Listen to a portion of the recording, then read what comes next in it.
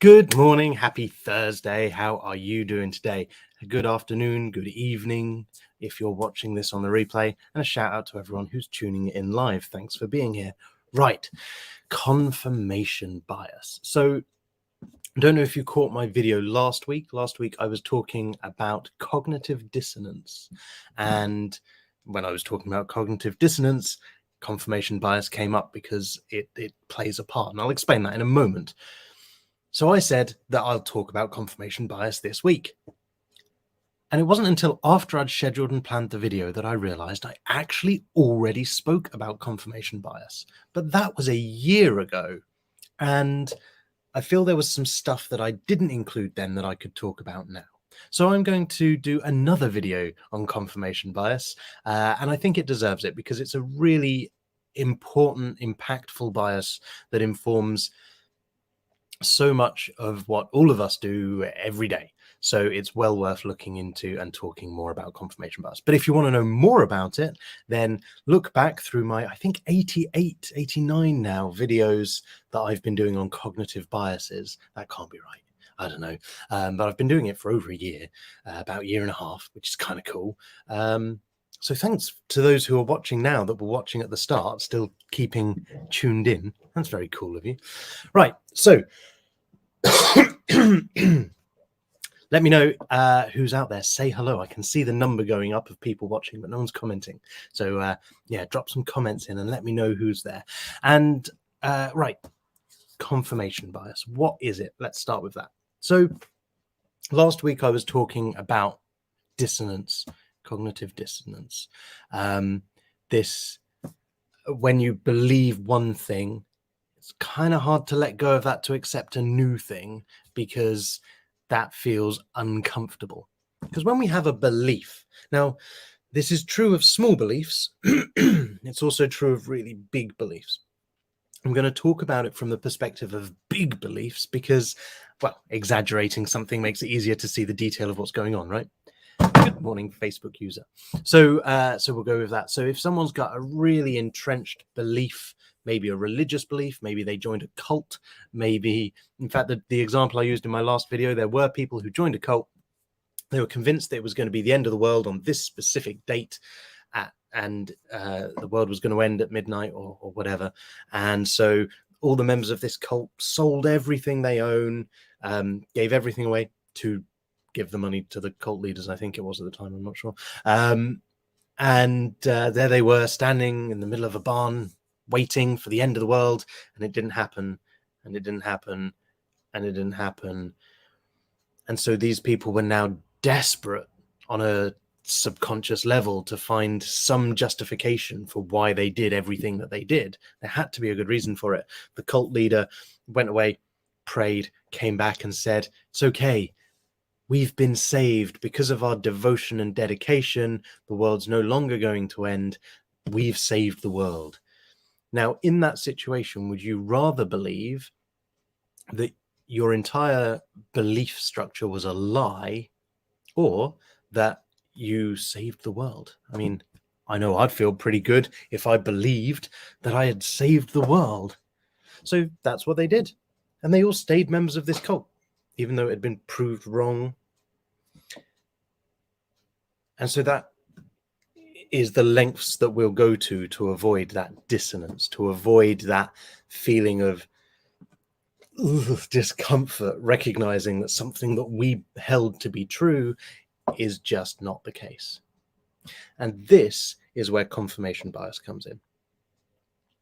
Confirmation bias is a preference to notice, observe, believe, and recall information that supports our existing beliefs, and a tendency to disregard, ignore, and forget information that goes against that belief. You see it all the time. Social media is a great place to find examples of this, as is the pub. When two people believe contrasting things, they'll very easily dismiss things that don't support their stance. It could be And that could be hard researched evidence. It could be something they saw on YouTube, something they read in the Daily Mail. It doesn't really matter what the source is. If we believe in it and the evidence that we're seeing supports our existing narrative, then we'll accept it, we'll embrace it, we'll remember it, and we'll repeat it. And if it doesn't, we'll ignore it. Now, that makes a lot of sense, right? And it can be really useful. There are definite advantages to it, because if we spent all our lives constantly questioning everything, it would get pretty tiring and it'd take us a long time to get anywhere. You know, if we had to question, what is a chair? Do I really want to sit on a chair? Do I really want to sit on it like that? Or would it be better used a different way? Now, it's okay having that thought and exploring that idea. But if we did it every single time, it'd get tiring. We'd never be able to sit down. So confirmation bias helps us in that sense, because it goes, right, well, we know this to be true, so here's some more stuff that supports that. Let me put it to you in a different sense, where we're not thinking about it as a bias or a problem even. And this touches on another bias, of course, which is the familiarity principle. But if you've just met someone new and they share an opinion with you on something, especially a strong one, a great example of this is hating someone, right? Disliking someone, whether it's a real person that you know, whether it's a real person that you know, as opposed to a celebrity. I was going to say, obviously celebrities are real people, but whether it's a person you know personally or a celebrity, if you find someone, if you and a new person you've met have it in common that you dislike Nicolas Cage's face, I like it, but you might not, whatever it might be, then sharing that hatred allows you to share evidence, information, ideas, thoughts that support that belief between the two of you. And there's a connection there, isn't there? And you get excited. You feel like you know that person better. You connect with that person. You build a rapport because you have stuff in common. Well, that's kind of partly, like I say, there's familiarity bias and various other things going on there, but confirmation bias plays a part here, because you're going, oh yes, stuff that agrees with me and validates my opinion and makes me feel safer, more confident, and more comfortable in my beliefs. That feels familiar and safe. That's a wonderful thing. So, of course, you're going to want to listen to more of that. You're going to want to spend more time absorbing that stuff that supports your opinion and your existing stance. Great. But what if the opposing stance? What if something different, unusual to your way of thinking, something that goes against your existing expectations? What if something like that could actually move you forward? What if something like that could actually bring advantages to you, to help you grow, to learn something new, to discover a new world that was right on your doorstep that you had no awareness of? What if it made it easier for you to get ahead in business? What if it made it better for your mental health and well-being? I mean, this is something I see all the time. People who believe that that once you've got anxiety, you're stuck with it forever and you just have to manage the symptoms. Ugh, what a horrid belief. A really common belief, and I understand why people have it. But of course, what that means is if you're really stuck in that belief because no one's ever suggested otherwise, or you've not been open to the idea, because then you'd have to acknowledge on some level that you were wrong, it's easy to disregard that. But actually, what if questioning your existing belief, like in this situation, leads you to go, oh, I can fix it, I can change it, and actually it's not the problem that I believed it to be. It was my belief of it as a problem, my view of it, that was causing the issue and the challenge and the difficulties. And hey, I'm not saying it's not real. It's very real. But what if it's mostly real because you believe it to be and you're creating that reality? If that were the case, then surely breaking away from this confirmation bias, examining new evidence and looking at things in a different light, could be a really good thing too. No? If that describes you, get in touch. I can help you. So yeah, in summary, confirmation bias is the tendency to remember, recall, embrace, believe, and accept information that supports your existing beliefs and reject, deny, ignore, and forget information that goes against your existing belief. How do you work around it? Question stuff. Question yourself.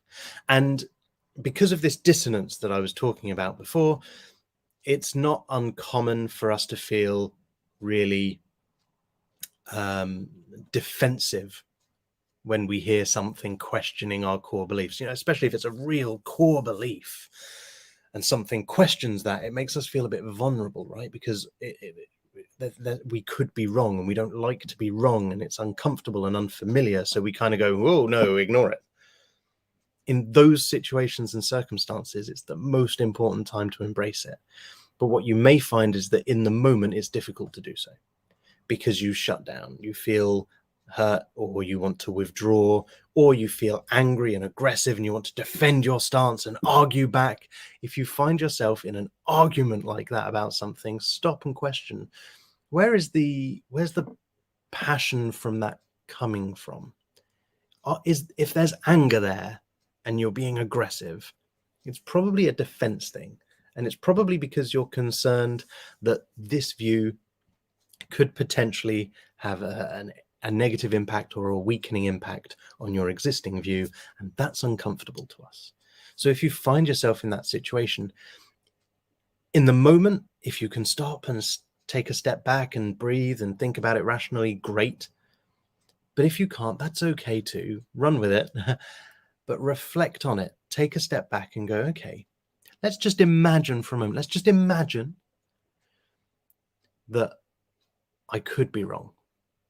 Let's just imagine that I don't know anything about this topic at all. If I didn't know anything at all, then how would I think about the information? Not the way it's presented, not the person who's saying it, but the information itself. Maybe look into it. Can it be validated? Is it justified? Is there studies that support that?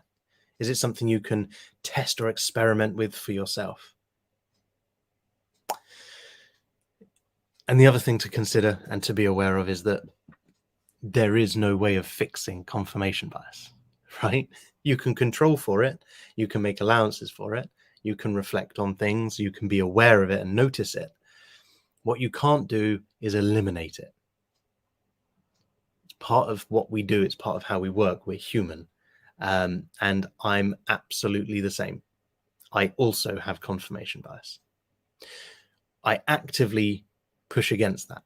I actively seek out information and opinion and stance that goes against what I naturally believe and assume to be the case. And I find that that helps me. But that doesn't mean I'm immune to it. And anyone who does think that they don't experience confirmation bias, that probably means they are less aware of it, therefore they experience it more, and it has a greater impact on the decisions that they make and the choices that they have.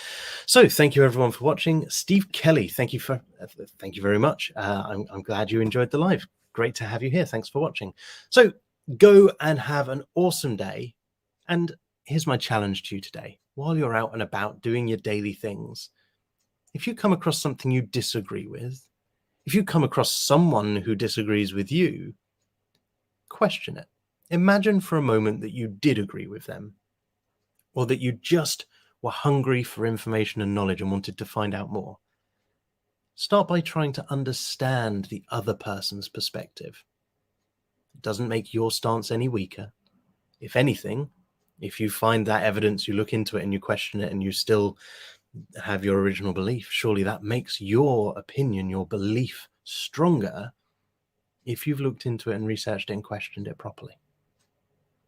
Thanks for tuning in. Have an awesome day. And yeah, check in next week where I'll be doing another video about another cognitive bias. And if you enjoyed this and you want to know more about confirmation bias, I give a load of examples and explain it in a slightly different way back on this video that I released about a year ago. So if you head to my YouTube channel, is the easiest place, and there's a whole playlist on cognitive biases, exploring cognitive biases, and just keep scrolling down until you see confirmation bias. Thanks everyone for tuning in. Have an awesome day, and good morning. I didn't mean to click that, but there we go.